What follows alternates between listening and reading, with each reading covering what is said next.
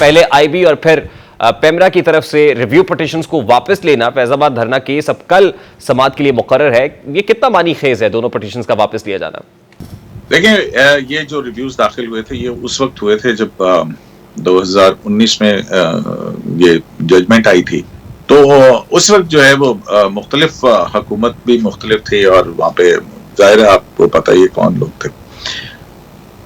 तो उसके बाद जो है वो जाहिर है ये रिव्यू उस वक्त उन बुनियादों पे हुआ था। तो रिव्यू का स्कोप जो है वैसे भी आपको पता है कि बहुत लिमिटेड होता है और फिर उसके अंदर ये देखना है कि वो एग्रीड पार्टी कैसे हैं।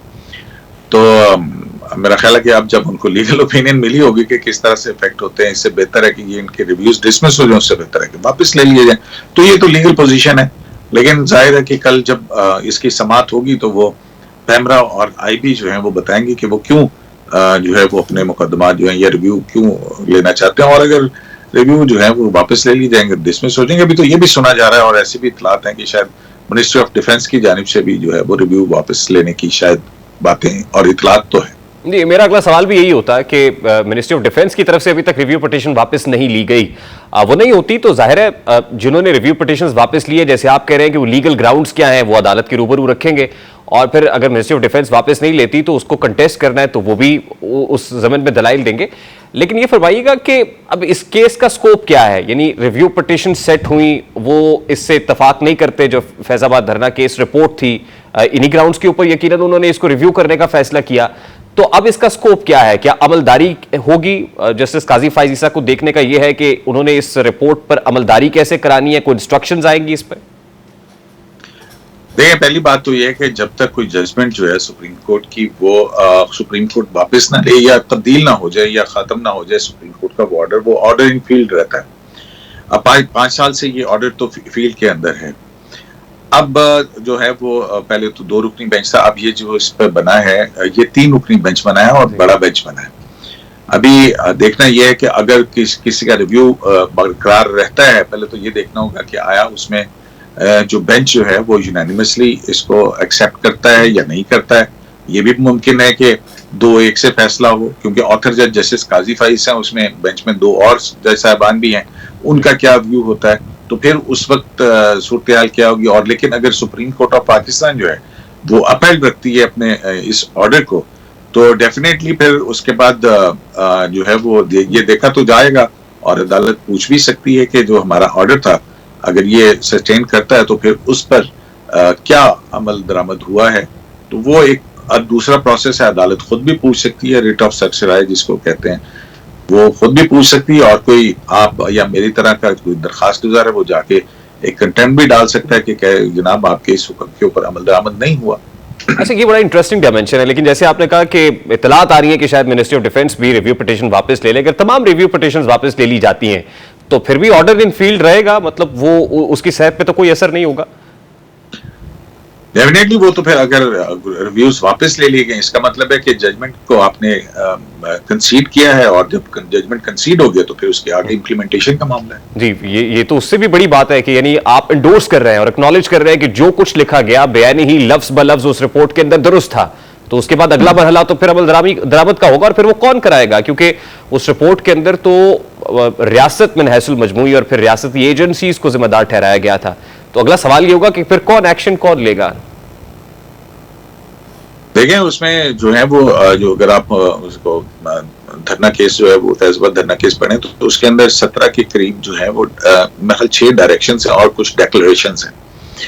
उसमें जो बड़ी इंपॉर्टेंट बात है और जो अहम बात थी वो ये थी कि फैजाबाद धरना केस के अंदर जो उसमें मुसल्लह अफवाज के सरबराहान हैं उनको कहा गया था कि अगर जो है वो कोई मुलव्विस है तो कानून के मुताबिक जो है उसके खिलाफ कार्रवाई की जाए।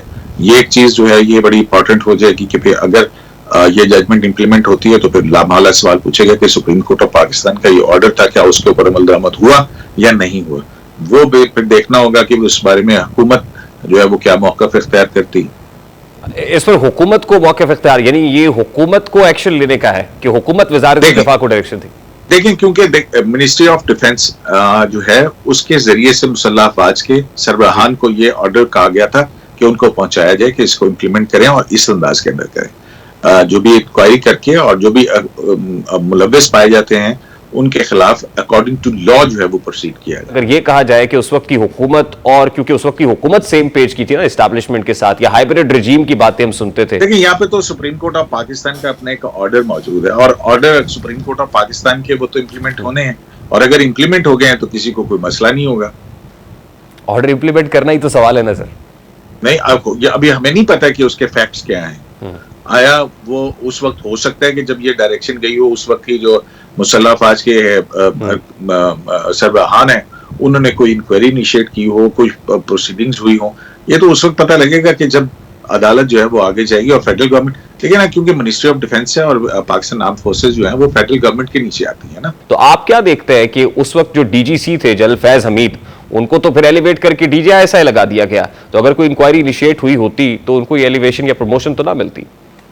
हो सकता है कि इंक्वायरी हुई हो, उसमें डीजीसी जो है वो उनके खिलाफ कोई ऐसा सबूत ना आया हो। मैं वही तो कह रहा हूँ कि ये हम मफरूजे की बुनियाद पे कोई बात नहीं कर सकते हैं ना। ये जब ये इम्प्लीमेंट होगा तो फिर फेडरल गवर्नमेंट देखेगी, पूछेगी कि हाँ, अदालत जब पूछती है उनसे कि आया क्या हुआ था, और अगर उसके अंदर वो ऑर्डर को इम्प्लीमेंट किया गया हुआ तो डेफिनेटली वो तो फिर अदालत के दरमियान में और उस फेडरल गवर्नमेंट के दरमियान में होंगी ना चीजें कि वो किस तरह से उसको देखती है। मुझे सर लास्टली ये बता दीजिएगा, नैब तरामीम के वापस होने के बाद अब जाहिर है दास्तुर ये है कि चिराग सबके बुझेंगे, हवा किसी की नहीं, हर एक का रेफरेंस ओपन हो रहा है। इसहाक डार साहब का भी पीपल्स पार्टी के यहाँ भी है, फिर पाकिस्तान तहरीक इंसाफ भी है। तो ये जो अक्रॉस द बोर्ड एहतसाब है, आपको लगेगा, क्योंकि इससे पहले अदालत से भी कुछ शिकवा था कि जी एक तरफा सुने जाते थे, एक तरह के केसेस टेकअप कर लिए जाते थे, रिलीफ मिल जाते थे, तो अब क्या देख रहे हैं कि आप अक्रॉस द बोर्ड एहतसाब होता हुआ देख रहे हैं, या नैब को फिर विच हंटिंग के लिए इस्तेमाल किया जाएगा? देखें, ये जो नैब तरामीम का केस है ये डिपेंड करता है कि प्रैक्टिस एंड प्रोसीजर एक्ट के अंदर सुप्रीम कोर्ट का फुल कोर्ट क्या अपना व्यू लेता है, क्योंकि ये बड़ा एक पॉइंट होगा कि आया वो उस वक्त जो बेंचेस थे वो तश्कील कानून आने के बाद वो जो बेंचेस तश्कील हो रहे थे और जिस बेंच के अंदर वो फैसला हुआ है, इसी फैसले के ऊपर जस्टिस मंसूर अली शाह के एतराजात भी बहुत सारे आए थे, और उन्होंने तो यहाँ तक कहा कि अगर कल को ये बेंचेस की तश्कील का जो तरीकाकार है इसको गैर आईनी कर दिया गया तो फिर उसके बाद इन फैसलों के ऊपर बहुत बड़े सवाल उठेंगे और ये हो सकता है ये गैर मौसर भी हो जाए। तो इस बारे में कुछ कहना कि एहतसाब अक्रॉस द बोर्ड होगा या नहीं होगा, मेरा और आपका प्रिंसिपल स्टैंस तो यही है कि अक्रॉस द बोर्ड होना चाहिए।